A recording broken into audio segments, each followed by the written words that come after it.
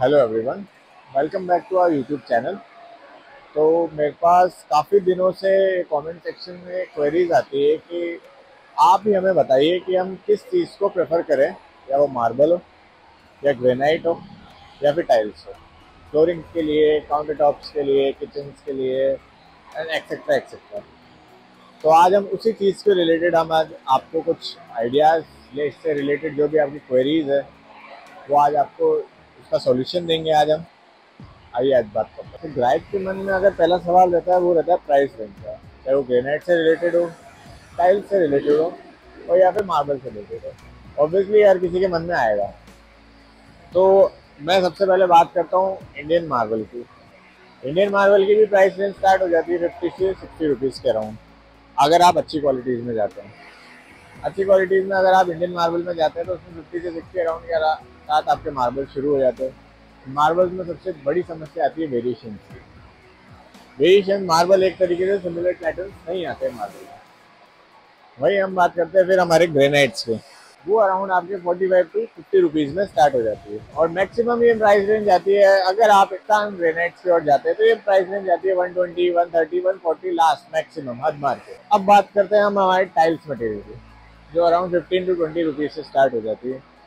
और इसकी भी अगर आप फ्लोरिंग मटेरियल रेंज वाइज देखते हैं तो 150 से अराउंड 200 तक प्राइस की जाती है।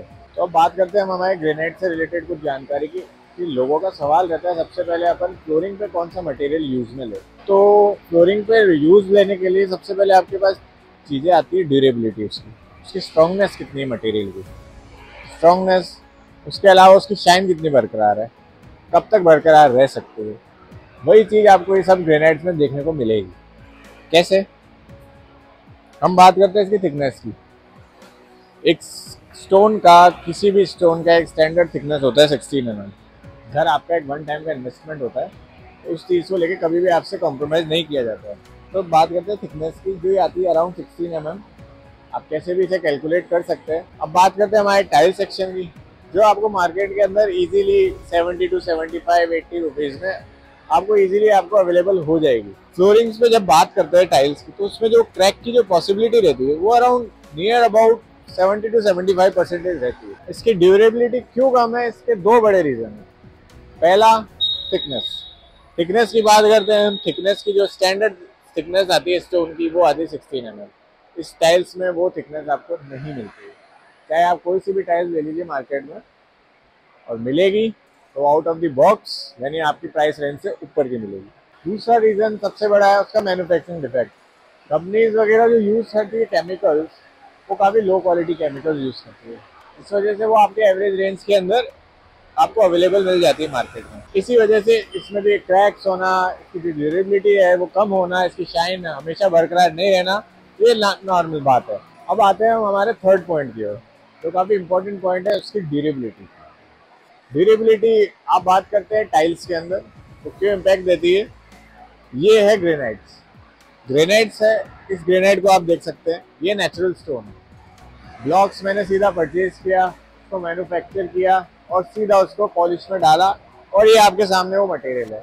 कोई फिलिंग नहीं है, कोई क्रैक्स नहीं है, कुछ भी नहीं है इसके अंदर। यही बात आती है टाइल्स के अंदर। टाइल्स बिना केमिकल के आपके प्रोवाइड हो ही नहीं सकती। अब बात करते हैं इनकी ड्यूरेबिलिटी।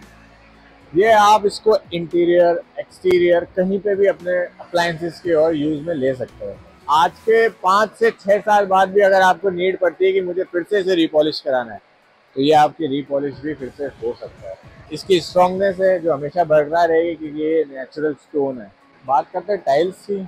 अगर आपको उन्होंने एक्सटीरियर बेसिस पे यूज़ लिया है तो उनका जो कलर है वो आपको 5-6 महीने के अंदर ही आपको ऐसा लगेगा कि काफ़ी फीका पड़ चुका है एज कम्पेयर टू ग्रेनाइट, जिनका कलर हमेशा बरकरार रहने वाला है।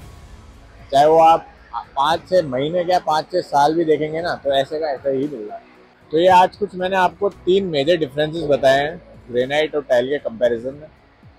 इसमें सबसे पहला आता है आपका प्राइस रेंज, दूसरा आता है आपका थिकनेस और थर्ड आता है आपका ड्यूरेबिलिटी को लेकर। और भी कोई क्वेरीज या फिर आपके कोई अलग क्वेश्चंस वगैरह इससे रिलेटेड कुछ होते हैं तो आप मुझे कमेंट सेक्शन में कमेंट करके बता सकते हैं कि इससे रिलेटेड भी आप हमें पोस्ट कीजिए या हमें कुछ आइडिया दीजिए या हमें सॉल्यूशन बताइए, तो हम आपके लिए एनी टाइम अवेलेबल है। मेरा जो पर्सनल ओपिनियन है आपको यही देने का कि अगर आपका बजट ₹45 से लेके अगर आपका बजट 80, 90, 100 तक का है, मेरा आपका पर्सनल ओपिनियन यही है देने का कि आप इसमें से नेचुरल स्टोन्स के ऊपर जाइए।